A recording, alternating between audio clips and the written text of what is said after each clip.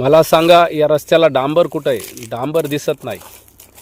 Spray डांबरचा पाहिजे होता, डांबर दिसत नाही. खडीची सुद्धा जो लेअर आहे, थर आहे, तो कमी प्रमाणात आहे. खाली खडी नाही.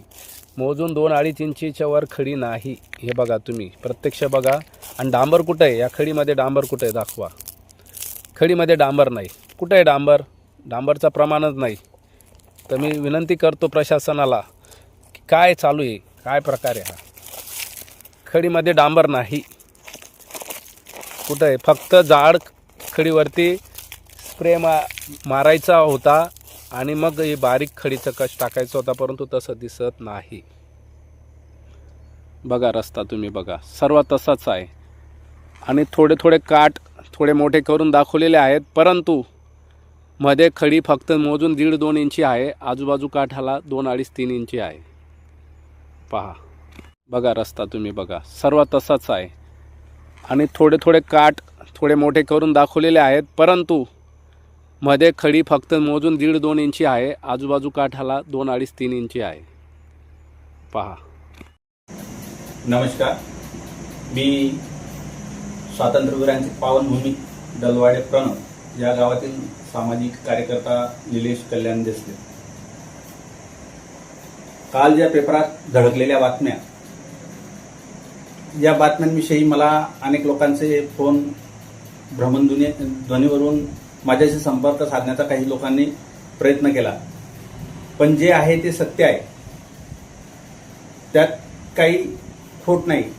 विषय असा आहे की आम्ही जवळजवळ दलवाडे गावातील संपूर्ण ग्रामस्थ 20 ते 25 वर्षापासून त्या रस्त्यासाठी झटत होतो. वेळोवेळी मागण्या करत होतो. काही वेळा जन आंदोलन वगैरे केलं.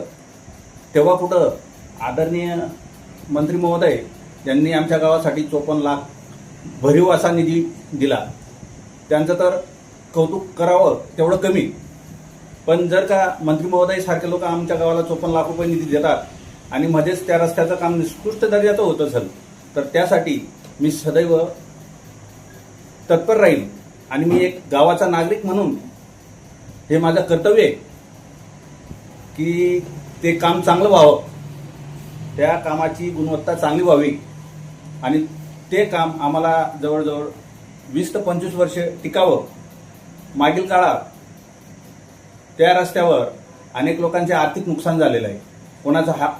कोणा भरपूर परिवारांचे घरात दवाखाने आलेले आहेत. कोणाचा पाय मुडला, कोणाचा हात मुडला. आणि तो जो आर्थिक नुकसान आहे तो सर्वसामान्य कुटुंबावर पडत होता. रस्त्यावर व्यवस्थित चालता येत नव्हतं. बैलगाडीचा वापर असेल, बैलगाडी शेतात राबणाऱ्या माझ्या बळीराजाच्या बैलांना सुद्धा इजा पोचत होती.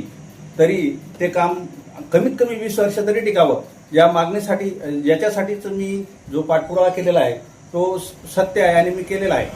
यात काही दुमत नाही.